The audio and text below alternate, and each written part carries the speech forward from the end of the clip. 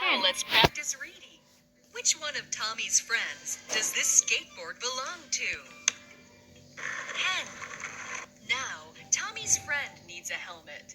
Do you? Sweet!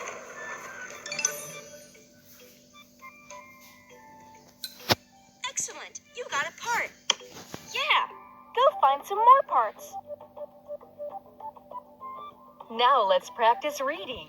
Which one of Tommy's friends does this skateboard belong to? Elk.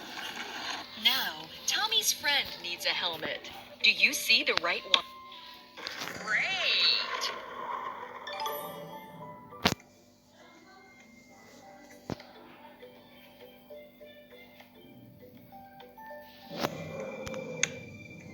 Pig.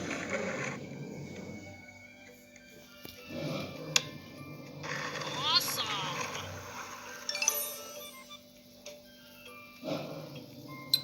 Another part. Great. Keep on playing.